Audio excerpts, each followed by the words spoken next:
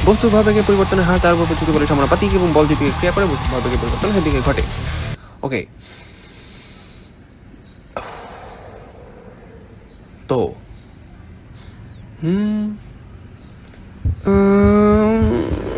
আবার বলে গেছি। এই সূত্র মুখস্থ হয় না কেন? সবগুলাই খেয়ে ফেলতেছি।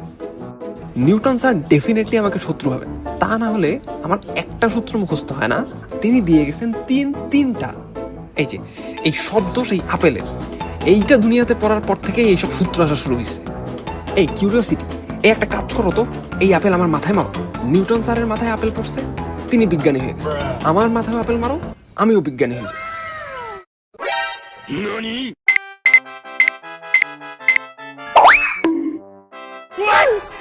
আরে নিউটনের সূত্র তো সহজ, এটা বোঝার জন্য আমাদের একটু সাইকেল চালাতে যেতে হবে। কি এখন সাইকেল? ওকে, চালানো শুরু করো। কি করতে চাচ্ছ তুমি একটু বলো তো? চালাও চালাও।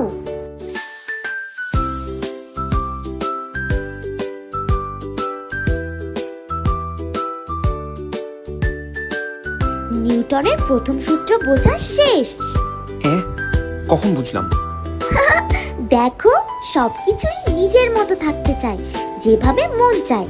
যেমন তুমি সারাদিন ঘুমাতে চাও, এই নিজের মতো থাকতে চাওয়াটা হলো জড়তা।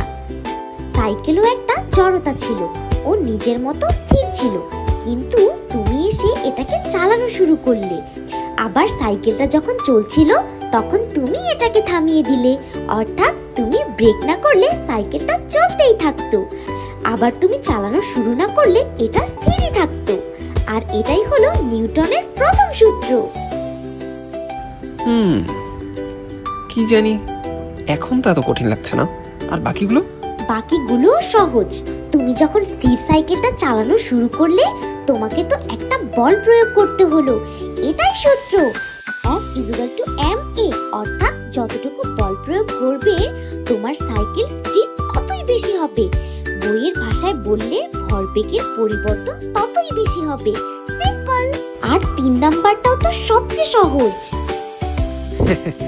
এটা ছোট আছে, এইটা আমি পারি। তাই নাকি? তাহলে আমাকে বোঝাও। আমি তো শুধু মুখস্থ করছি, কিছু বুঝি নাই।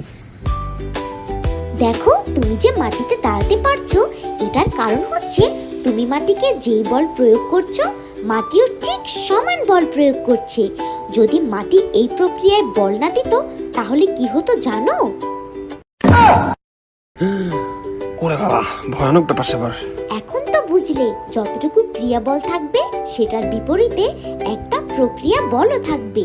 আর এই আপেল মাথায় না মেরে নিজে খাও, কাজে দিবে।